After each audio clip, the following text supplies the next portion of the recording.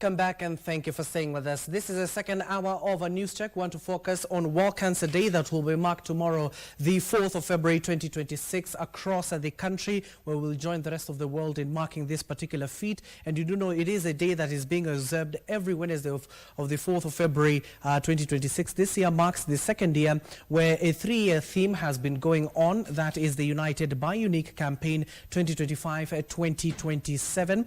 Given that Kenya faces a growing cancer crisis with approximately 44,000 to 47,000 new cases are reported on a daily basis. Over 27,000, 32,000 deaths have been reported annually, making it the third leading cause of death in this particular country. But the people who are greatly affected are the women of this nation, who are disproportionately affected with breast and cervical cancer as the leading types, while the men are primarily affected by prostate, esophageal cancer as well. The crisis is fueled by late-stage diagnosis, limited specialized care, and the rising lifestyle-related risks, especially within the urban settings. Joining us at this particular morning to converse this particular issue is Dr. Joseph Mageto, the resident doctor at HCG Cancer Center.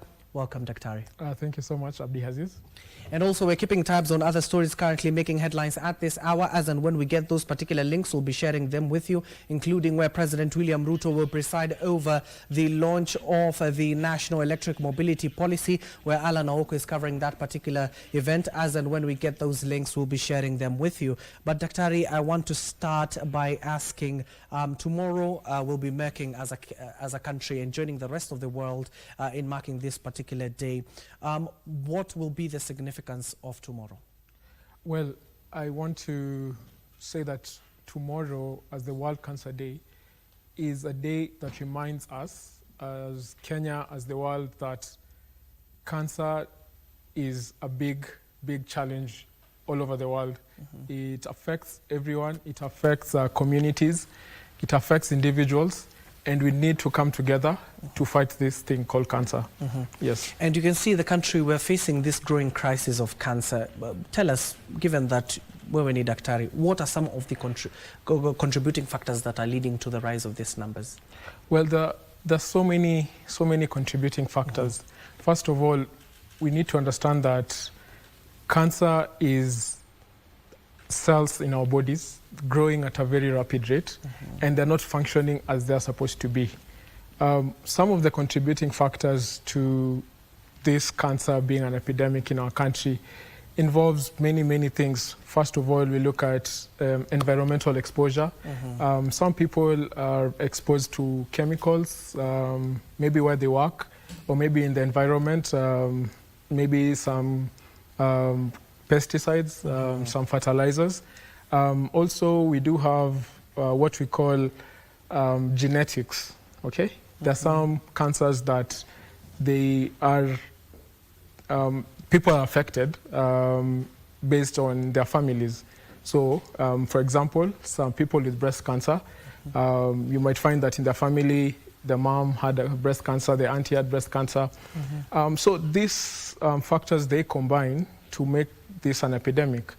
And we need to understand that in our country also, we don't do a lot of screening and we don't do a lot of prevention. Okay? Most people, they only go to hospital when they feel sick. And now that makes it bad because they come to hospital when the cancer is already progressed. We're talking about stage 3, stage 4. And this makes it very tough to treat.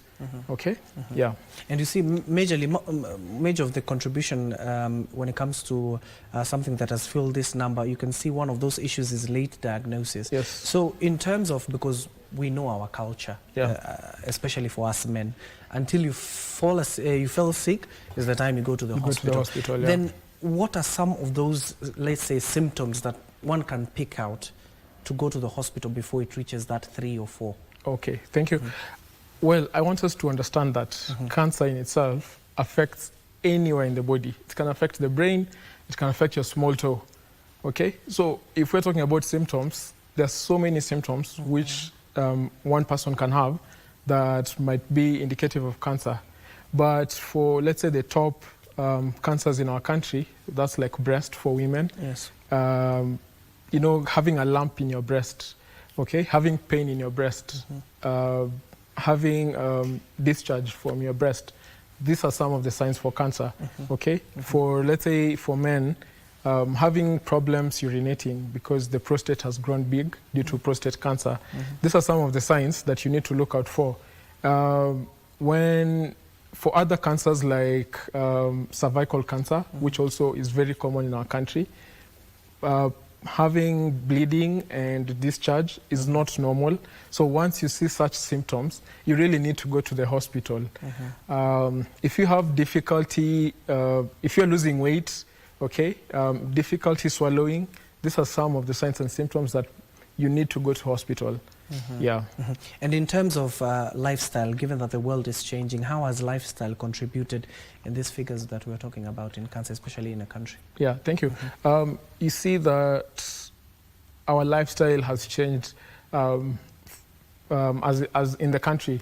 We're trying to be more westernized. So we're looking at people smoking, okay, exposure to tobacco, cigarettes. This leads to having high cancer, okay? We're talking about shisha, we're talking about vaping, okay? These are risk factors that can make you get cancer, okay? Also, our diet has changed a lot. We're eating a lot of processed foods, okay? These are sausages, these are like salami and bacon. All these processed foods, what they use in making these processed foods or preserving them leads to also cancer. So we're looking, these processed meats, they've been graded as WHO grade 1, and most people don't know, but eating all this can put you at risk. Also, we're looking also at people not exercising, okay? Most people travel by cars and they don't go to, they don't exercise, and this can also put you at risk of getting cancer. Yeah. And also, in terms of the cases, we've seen majority of the cases are coming from urban centers and not in the rural. What could be propagating that difference? As I said before, if you look at the urban centers, we have a lot of exposure, environmental exposure. Okay, we have people smoking, we have this environmental waste, okay, from factories, from homes that people are getting exposed to. Looking at the lifestyle also, people are living a sedentary lifestyle. They don't want to exercise. They walk a lot. They don't walk a lot. They don't go to the gym. So this contributes. Also the diet. If you compare the diet in the urban and the diet in the mashinani, it's very different, okay? A lot of our diet is very poor. We're eating processed foods. As I said before, the sausages, they also contribute to this, the smokies and all that, okay? So if you combine all this, you get now a higher risk compared to people who are living in mashinani. Dr. You've just mentioned some of the best foods Kenyans do enjoy every day. So what do we eat at the end of the day? Well, you see, the processed foods, I know they really taste good, but we also need to look at what they use in the preservatives. The preservatives they use in these foods.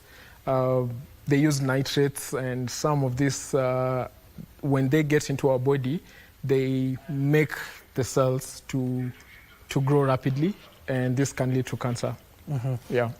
Okay, Dr. And of course, if you're just joining us, we're focusing on World Cancer Day that will be marked tomorrow, where Kenya will be joining the rest of the world to ensure that we discuss this particular issue. But first, before we continue with this particular conversation, I want to take you to a function that is currently happening in the capital, where the National Climate Outlook Forum prediction of the season weather focus is currently ongoing, with the theme of the two-day conference is from crisis response to climate preparedness. Let's listen in and hear what the Kenya Meteorological Department is saying in that particular. So that they can anticipate, so that they can prepare well coming forth in the next 3 months, what needs to be done. So we are happy that we have the agriculture, energy, various sectors. We have development partners who are going to support us even as we move towards the next 3 months. So we are, hoping for the best, but also anticipating in case of anything that would happen, that we can prepare well for the people of Kenya, and we can address any concerns in a whole of government, whole of society approach, leaving no one behind, the vulnerable, the needy, so that everyone is really benefiting in the months to come. Yes. So oftentimes when you have a long break period, you experience flooding in most areas in the country, and some areas such as Murang'a we have mudslides. Are we prepared this time around to avert such incidents? Yes, so we've been able to map out. What we are doing is being able to map out, engaging stakeholders where we are anticipating things like the landslides, etc., so that they are fully engaged and are preparing well. And as you've heard, it's really a multi-sectoral, whole of government approach when it comes to preparedness also, and also acting forward. So we are engaging, and what the information does is that from regional, it trickles down to national, down to county level, and to the ward level. We also have our experts at a county level who will now be working with the various sectors to ensure that everyone is well informed of the climate outlook and prepares well so that we don't have any disasters in future. You mentioned you were in Isiolo and the situation looks bad. Maybe you can give us a picture? Yes, well, in Isiolo we were in a wetland region, and for the wetland area, you can see that because of the drought situation, communities are really moving to find, solitude to find something in the wetland area. And you see what that brings about is some conflict among various tribes and counties. So what we were encouraging is a joint meeting among the governors to see how all of them can work together so that everyone benefits. But equally, how do we protect? Because when you look at the drought-prone regions, the ASAL regions, whatever wetland we have to ensure that we are protecting it fully, because it actually serves the ASAL region and the communities that would be impacted more. So that was really what it was all about. But you can see that the situation is dire. And what we are doing as a government is that we are ensuring that we are working together. We had special programs representation. We had our Waziri from ASAL region represented. We were able to distribute food to the vulnerable communities, and with the support from the commissioners to ensure that everyone, we are fully mapping everyone, and everyone is really benefiting from the current government, and really looking at other interventions that should come up, like climate smart agriculture, among others. So the communities were happy to see that the government is involved, the government is reaching on the ground. We are engaging with various cabinet secretaries, the technical teams, to ensure that the impact is felt on the ground, and that communities are not left there vulnerable. Food is reaching them, and addressing the issues of climate smart agriculture, and seeing how we can capacitate the communities at grassroots.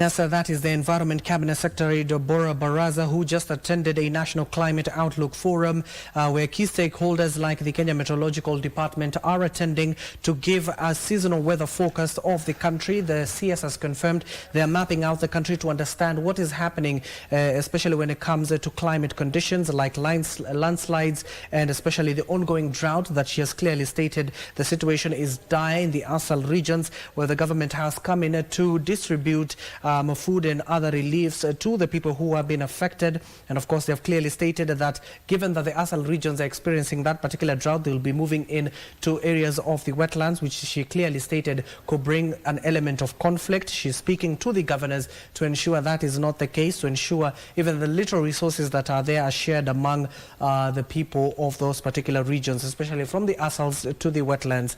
Our reporter Jal is following on that particular story and will tell us more in our subsequent bulletins. If you're still joining us right now, We're focusing on World Cancer Day that will be marked on the 4th of February 2026. That is tomorrow. And the theme continues for 3 years now, from 2025 to 2027.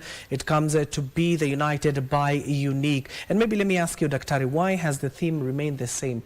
What are you trying to achieve? Not only the institution that you represent and the many stakeholders are in this particular sector, but the theme has remained that way for the last 3 years. Why is it the case, if you know? I think the theme United by Unique is a very broad theme, and it focuses on the patient. Okay, everyone who is diagnosed by cancer needs to receive individualized care. That means you get treatment as an individual. You're just not a statistic. You're just not a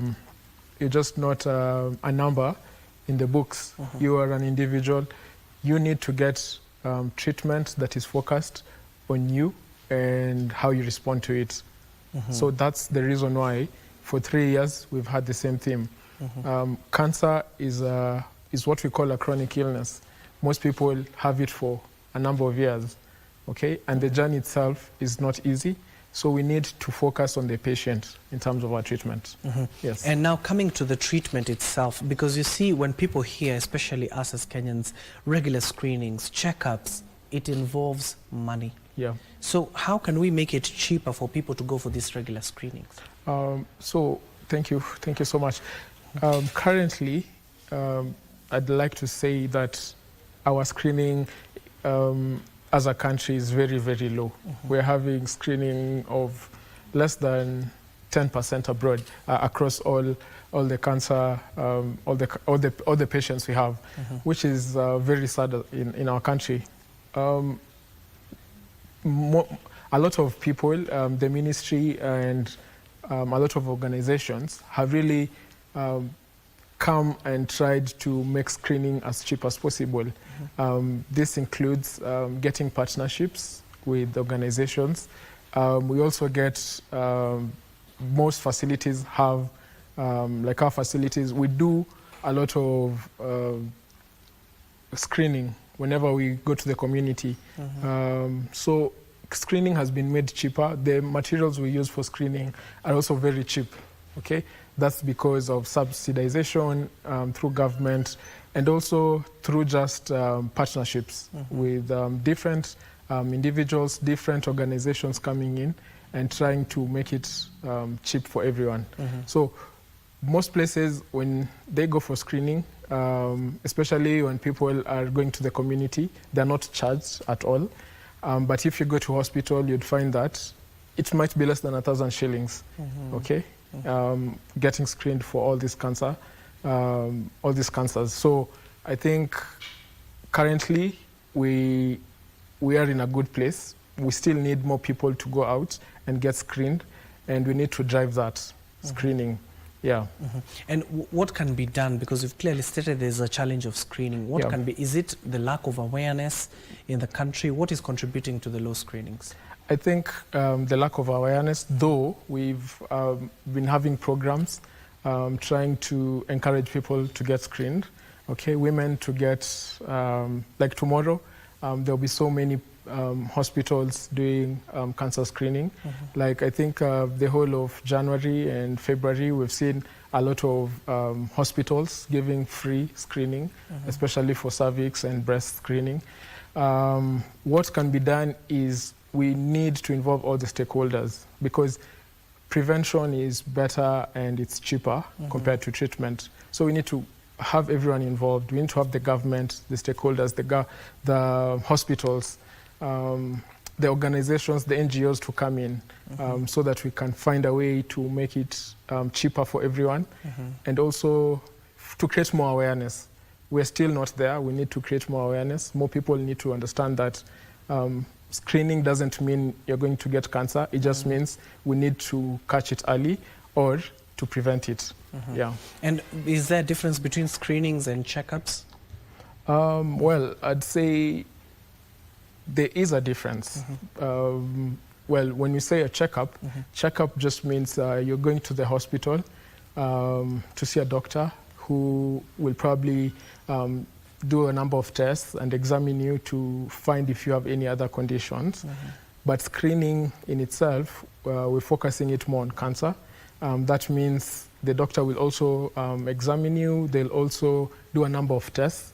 And this is to either first to check if you have cancer or to prevent the cancer before it happens.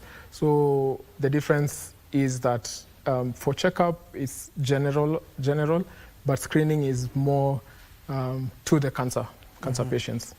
Yeah. And in terms of the advancements that we have made in this particular sector, treating this particular disease that has taken and robbed us of fathers, mothers, and even kids at the end of the day, what advancements have we made, not only as a country, but in this particular field globally? We have really advanced in terms of advancements in cancer treatment. Especially in our country. I'd focus more in our country because I'd say, I give an example in terms of just getting the diagnostics. About 10 years ago, our country didn't have any PET scan. And a PET CT scan is very important when we are trying to diagnose and also treat cancer. But currently, we have about 4 or 5 PET scans in the country. Okay, we're looking at newer techniques in treatment. Like, for example, in non-invasive techniques like radiotherapy. Okay, we are seeing that nowadays we can do techniques that were never in our country. We are also having patients coming from other countries just to get treatment in our country. So you can see we are advancing at a really high rate. We're also looking at things like immunotherapy, things like targeted therapy. These were not there about 10 years ago. But currently in our country, we have facilities that are able to give you immunotherapy. They're able to give you non-invasive radiotherapy. And this helps in the treatment and survivorship of cancer. Yeah. Now, you see, you've just talked about some of the ways that you can curtail that particular disease, but the issue with many Kenyans is the affordability of such treatments that you're talking about. Aside from the social health authorities, key stakeholders such as yourself and other stakeholders who are in this particular medical field, what can be done to ensure that if today I have cancer, I am confident enough the monies that I will be asked in those facilities will not make me sell my land, will not make me sell my house so that I can get that particular treatment? I agree with you. Cancer treatment is very expensive. As I said, cancer is what we call a chronic disease. That means it stays for a long time, and all this time you probably need treatment, you probably need follow-up, you probably need some tests, and that contributes to it making it very expensive. I'd like to say that, okay, apart from SHA, but SHA has done a lot, especially in terms of treatment for the cancer patients. It has created accessibility, and it has also allowed people to get treatment without spending out of pocket. Well, there are also other organizations like Faraja, which helps cancer patients who are not able to afford their treatment. They come in and they help patients to, they contribute some money to the patient, and the patient can be able to receive treatment. And all that comes with a stigmatization which we have witnessed, because what are some of these myths that are associated with cancer you have heard as a doctor? Oh, well, there's so many myths, especially involving around cancer. Some people believe cancer is witchcraft. Just because you're feeling, or somebody's disfigured, or you're very sick, some people will say it's witchcraft. No, it's not. It's just that you need treatment. And also, some people also believe cancer is contagious. Cancer is not contagious. That means if anyone in your family has cancer, your chances of getting cancer just being exposed to them is zero. Okay, and also cancer is not a death sentence. Most people think once you get diagnosed with cancer, you're done for. No, if you get diagnosed with cancer early enough, you can actually be treated for it. And for the advanced stages, I've seen people who have been on treatment for years, for 5 years, 10 years, and they're doing really well. So cancer is not a death sentence.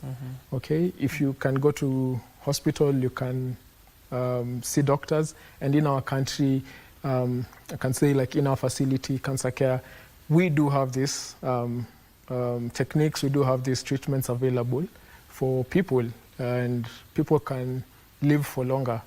Yeah. And in terms of stigmatization, is there psychosocial support at the end of the day? Because you see these patients, even if they have been able to be cleared by the doctors that the cancer has been contained, you're free to go, still they're being stigmatized by the society. So is there psychosocial support afterwards? Because we know if somebody is stressed or have depressed, it can cause to low immunity. That is true. That is true. Currently, we do have social support, but we're not where we really need to be as a country, though in some facilities it is available to the patients. You see, for cancer treatment, we're not focusing only on the medication. We're focusing on the patient as a whole. We're looking at the nutrition of the patient. Okay, we're looking at the mental health of the patient. We're looking at all these things, the community of the patient, where they're coming from, their caregivers. So it's very intense and intensive. We need to create more opportunities for patients to get this psychosocial support. There are many, as I said before, there are many organizations like Faraja, which we have partnered with, and they help with this, okay? For patients who are going through cancer treatment, they need all this, and Faraja is an NGO, they don't need to pay anything, and they can get access to all this. Yeah. And back to the advancements that we have made, because many people have been asking and they have been clearly talking about it, will we ever find a cure for cancer? Well, I know it's a mouthful, but because that is the hope of many other people. Yes, that's true. That's true. World. Yeah.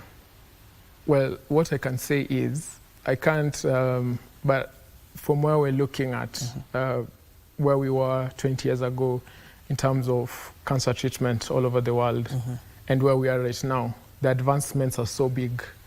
I can't really point out and say there will be a cure for cancer in the future, but we are heading in the right direction.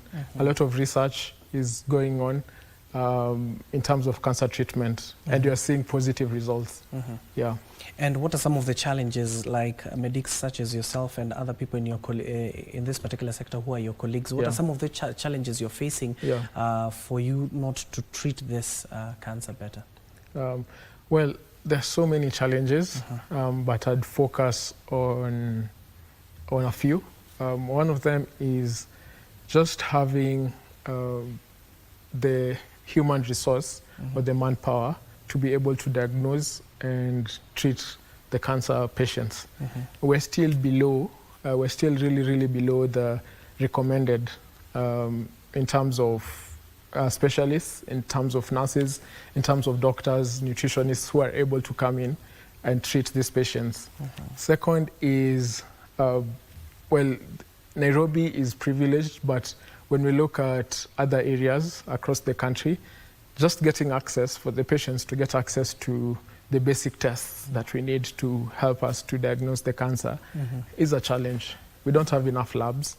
We don't have enough CT scans or enough machines to help us diagnose the cancer. So that becomes a challenge. And third thing is financing. Even though we have SHA, not many people are, not many people have subscribed to SHA, and that makes it very difficult. And asking them to pay money out of pocket, and cancer treatment is very expensive. So we see it's a struggle for both the doctor and the patient. Yeah. And what could be some of the solutions maybe you could have fronted to address some of those challenges you're just talking about? The solutions are, we really need to train more people. we need to have more specialists in the country. We need to make sure that the mashinani areas, we have people who are trained to recognize and treat cancer. Okay, we also need to invest more. Okay, in terms of labs, in terms of diagnostics, we need more machines to help us detect the cancer early. We need to invest more into the healthcare and also into cancer treatment. Yeah, so basically those are some of the solutions, but I'd also encourage, we really need to do a lot of awareness. We really need to have campaigns, I think even every month, just so that people can understand more about cancer. Okay? Yeah. And in terms of the advancements that we have made aside from the medical side, but how has technology been key in helping you medics detect some of these diseases and possibly treat them? I'd say that technology has come and has helped a lot. First of all, we're looking at newer methods that are more precise in diagnosing cancer. As I said before, we have PET CT scans in our country, which help us a lot in terms of understanding the cancer and how far it's gone. Second thing is we have newer methods of screening. Like for cervical cancer, we have the HPV DNA screening, which is something that you can do it at home. It's faster, it's more convenient. We're also looking at the newer drugs that work faster, that have little side effects to the patient. And they work better. So all this coming in, we're looking at the advancements are really big and they're really good. And we know the negative side of technology itself, because we have seen many people rushing to Google instead of asking you. So what are the dangers of that? The dangers of that is, first of all, you might get wrong information, because as you see, Google gives you general results. They don't really give you data that is already reviewed. So anyone can just post anything, and that might give people the wrong impression. Okay, a lot of myths and misconceptions come from people just going online and just Googling, and you get all these people talking about ways in which you can treat cancer or without medication or doing other different things. So it's very dangerous, because this is not proven data. You need to go to the hospital where there is a doctor or where there is a specialist who has been trained for that. And in terms of linking up, what are the needs of the market, especially you doctors, linking the market and the universities where people get those degrees and study for many years, we know 7 to 8, even 8 years. In terms of linking those two to ensure that the services that you offer as a doctor is something that you had studied in the classrooms, is there that bridge between the curricula and what you're practicing? Currently the curricula is very, because you know, when we are looking at cancer treatment, it needs a specific specialist. And in our country, currently we have training for specialists who treat cancer. We have specialists, nurses who are going as specialists in treatment of cancer. So in terms of training right now, we do have adequate training for cancer treatment. But I'd say we need to increase the number of universities that offer this training. Currently, I think it's the University of Nairobi only offering the specialty training, but we still need more universities to be funded to come up and train. Because the reason I was asking that question, you said you are not many in this particular field. Is it that people do not want to venture in this field, or there are so many to the extent they do not have job opportunities within the market? There are not many. I'd say that, first of all, as you said, it takes a long time to train. That's like 6 years to do the general medicine and then 4 more years to specialize. That's about 10 years in terms of training. The training is also very expensive, and we need also the government to employ more of the specialists, okay? Because we have the specialists, but some of them are still not employed. Yeah. And given that we're entering the final leg of our conversation, maybe give us experiences, because I know you have worked with cancer patients. Yeah. Maybe tell us those uplifting stories that you saw Yeah. and you were able to treat at the end of the day, and how they're currently responding to the society, how they are working, without even revealing, of course, the patient's name Yeah, because of confidentiality. there's so many stories I can give you. I've worked with patients for the last 4 years who are diagnosed with cancer. You know, you'd meet just a lady who has breast cancer, and at first she comes in, she's scared, she's thinking, is it the end for me? Yeah. And then they just start treatment, and you can see the response to treatment is very positive, okay? They're also, once they do all the treatment and they do all the scans, and the cancer is, they don't have cancer anymore, it's one of those stories where you really feel good, and you can see the advancements we have in our country in terms of cancer treatment. Yeah.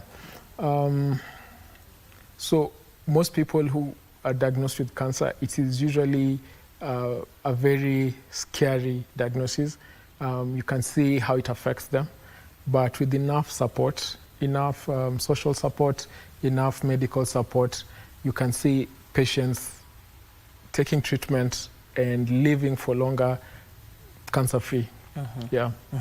Now, the other question, going back to academia and what the market needs, in terms of brain drain, we know majority of the doctors, if they do not find opportunities here, they normally go abroad, especially they like going to the United Kingdom, even the exchange between Kenya and countries such as Cuba. So do you fear that that we'll lose more doctors going outside the country, yet we do have a need for them here? That is one of our greatest challenges, because as you can see, with the delays in, let's say, posting of the doctors and employment, most people tend to look for greener pastures, because now you've trained for, let's say, 8 years or 10 years, and you still can't find a job. Well, there are other opportunities abroad. So we really want to, if it's possible for the government and all the stakeholders to come in and address the issue, will be really good, especially for the people of Kenya. And as we wind up, talk to us about, given that you clearly stated there are a lot of challenges in that particular sector, is there a miss where we're missing policy, or is it that the policies are there not being implemented? And also talk to us about the issue of, we're talking about the specialization of this particular field as we wind up. Well, in terms of policy, currently what I know is the government and all the stakeholders are actually trying to create policies that are beneficial in terms of cancer treatment. We have organizations like the NCI, the National Cancer Institute. They are involved actively in trying to create these policies. And they have brought in all the stakeholders, they have brought in all the specialists, and we are all trying to just come in and find the best way we can treat cancer. Okay, give us now your final remarks, given that Kenyans are watching you right now. And of course about tomorrow as well. So I'd like to emphasize that, one, we need to go for screening. We need to go to hospital for screening.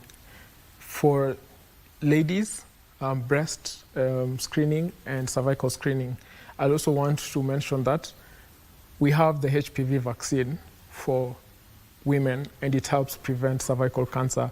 So that is very important. I'd also want to say that cancer, getting a cancer diagnosis is not a death sentence. Most people, if it's detected early, you can get treatment and you can live a normal life. Thank you so much. Dr. Joseph Mageto, he is a resident doctor at HCG Cancer. Thank you for making time for us. And of course, we are waiting to see how the Awareness Kenya will join the rest of the world in marking that particular feat. You've just heard from the doctor, it is not a death sentence with the advancements that have been made, not only in treatment, but in terms of the awareness itself of this particular disease. It is not a death sentence. He's urging many of us to go for those screenings, and we should not take granted those screenings, because at the end of the day, early detections mean it could be prevented better. That concludes our conversation this morning. Tomorrow we'll be having a 2-hour session as well, so do join us. We'll be revealing some of the topics on our social media platforms, so go there so that you can, even if you want to rewatch the first segment and the second segment, you can go to our YouTube channel at KBC Channel 1. My name is Abdiaziz Hashim. The sign language interpreter at the bottom end of the screen is Lucy Mora. Don't go too far. Khalid Abdullah is up next with Kurunzi Mashinani.